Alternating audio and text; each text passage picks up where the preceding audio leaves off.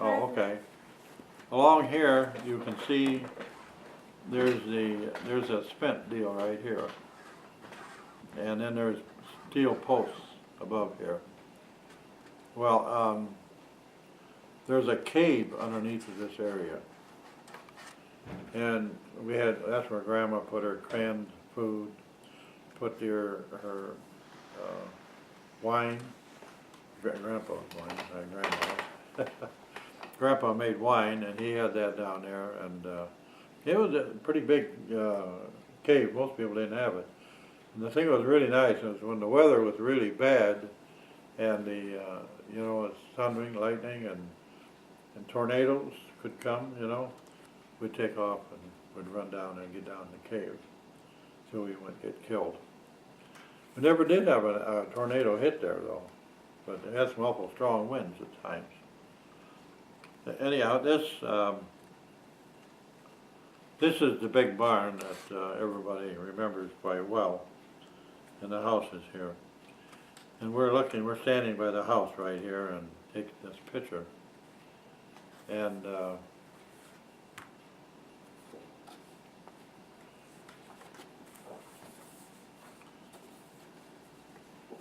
here's another picture in the wintertime. That was in the fall. This is in the wintertime.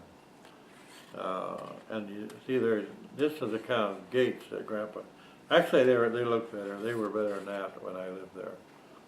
You could open and shut them with one hand.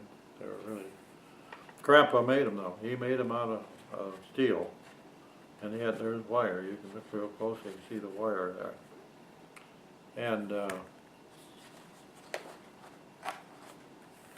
anyhow, it kept the kids in the house ground there. This was all around the house. The cement posts were every place. You wouldn't believe how many cement posts there were. And yeah, you can see over here that's where the garage is, and up above the garage there's an area up there where you can store an awful lot of stuff up there. Anyhow, Grandpa stored his corn. We'd pick corn. Back in the old days, you didn't go out to a guy that sold kernels of corn and you planted them. Back in the days when Grandpa and my grandpa, my dad, or your grandpa, and my great grandpa too, they'd go out and pick corn out in the field, and they found a good ear that they were picking. Thought, oh, that's a nice ear. There's a little box alongside of the other big box, and they would put the ear in there. And they would save that to be used next year. They'd use those nice looking kernels of corn to plant the next year. So nowadays they don't do that sort of thing. Everything's hybrid and all that stuff.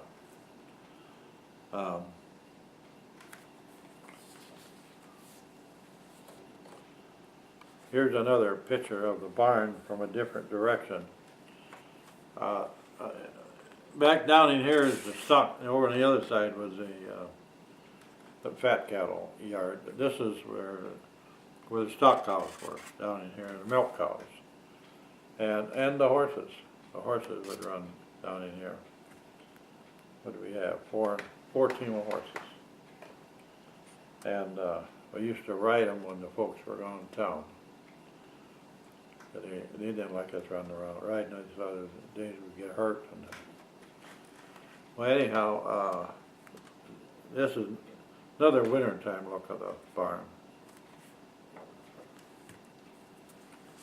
Now we got a picture of the,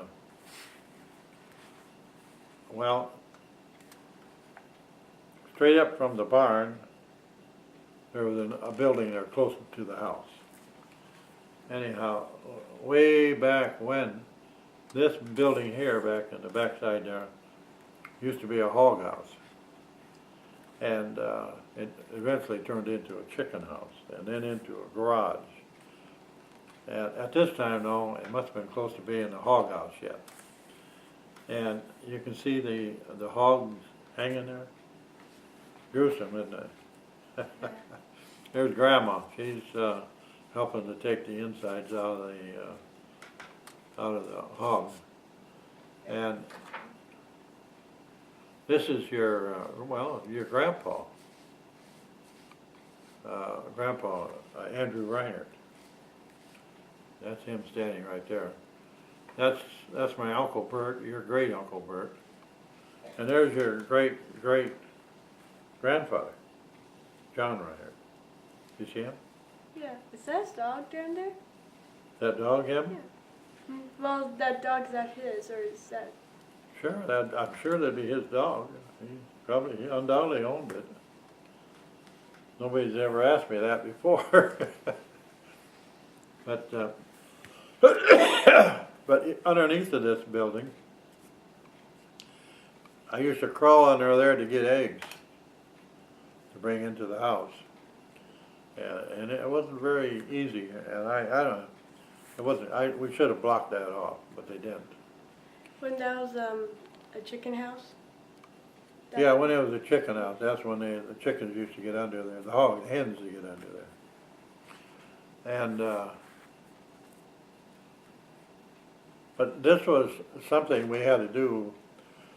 We did all this butchering. It was always in the middle of winter, and because we did not have a refrigerator, we didn't have any way of freezing the meat. So we had to do it when it froze outside. So in the winter time, you can see everybody's dressed for winter. That's the work was, the hogs were butchered then. And there's a lot more to that butchering bit. Show another one here. Oh wait, real quick, who was helping your grandma hold that bucket of pigs?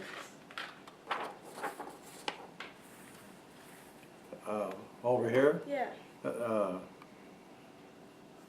Grandma Reinert and John Reinert Jr., your great uncle.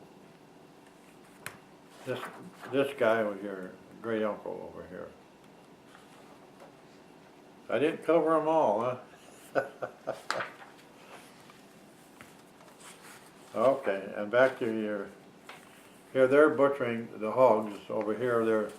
They're actually working on getting the hair off the hog. And, well, that, I should explain how they did that, I guess. There's barrels. Is there a barrel there? Yeah, I think there's a barrel. Yeah, but that's what they got the boards on.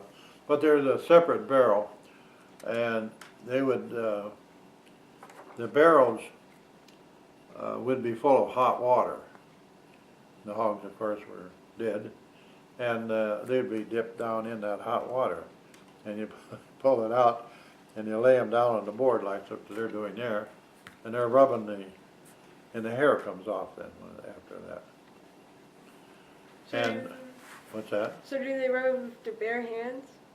No, they got pieces of round metal, like about as big as round as my hand, like that. And it's solid. And there would be a handle sticking up, and they would just take it and rub it like that.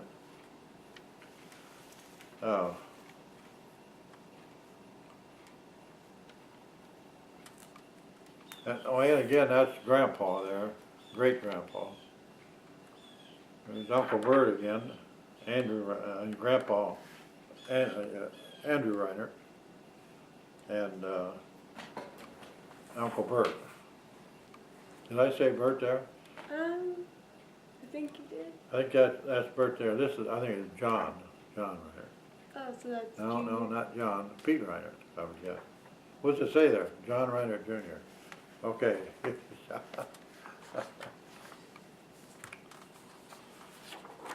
Now,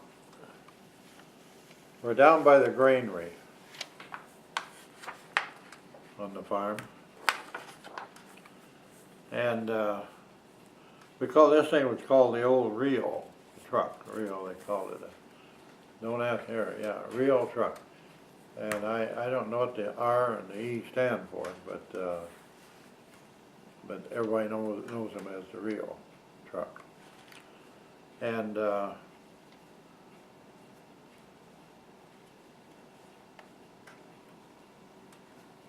Oh, Andrew Reinert, farmer. I say that's not Andrew. I think this is Andrew Reinert there, and that's oh, there's Cook, my your great grandfather Paul Cook. Apparently he was down there for some reason, and that's him standing there. And So- your grandma's maiden name was Cook, and she was her dad was Paul Cook, and that was him. From Adrian, Minnesota. Huh.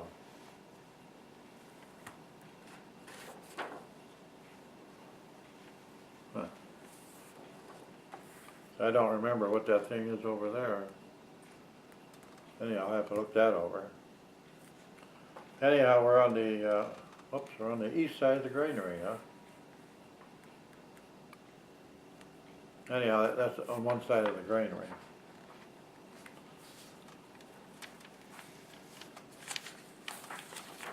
Okay, here we got, I didn't get this because so that just to show Hilda, and there's Roberta and Molly. Do you know who they are? I don't think so. Well, this is your first cousin, actually, Roberta, and this is Molly. This is your Aunt Hilda. She's the one who just passed away last year. You know. Well, anyhow, all those buildings out there were built by your great grandpa. But here's a building that was built by your grandpa Andrew Reinert, my dad. I helped build that one thing. Of course, my brothers did too. They did most of the work. But and we in chicken house. That's 40 foot long for hens, and they had eggs in there. And we had to clean that out all the time, and all the stuff. But it was a dirty job on weekends. That's what we did in the winter time. It wasn't fun, and that manure we had was good fertilizer for the corn and everything we raised. But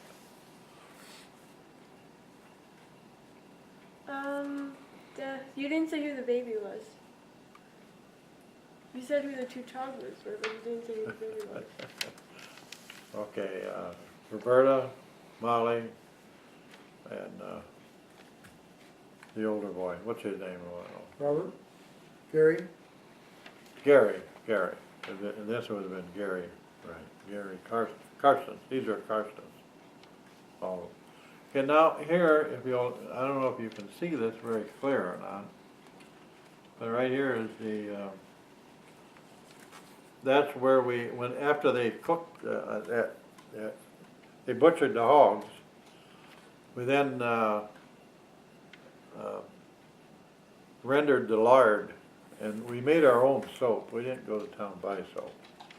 We rendered the lard, and we'd boil the heck out of it here, and make what they call cracklings to get done, and it's all that's left when you have everything boiled off, and all the grease, the lard and everything. And anyhow, we had a special place for that out there on the farm. There's the smokestack coming up from that thing. And So was the lard filled with water? no, it was lard. You know, when you did the hogs, butchered the hogs, there was a lot of fat on them, and that fat would come off through, boiling up, cooking it, and you'd end up with lard, and then that's where the lard came from. Now, they would also take the stuff from that, and I don't know if they'll like me to get into this or not, but they would take the meat off more than just the shoulder of the meat, or we'd take the legs of the meat and get the meat off that, take the head of the hog, get all the meat off that, and do more than just get the meat off the shoulder, the back, and that, and the belly, So this was done every year out there on the farm. And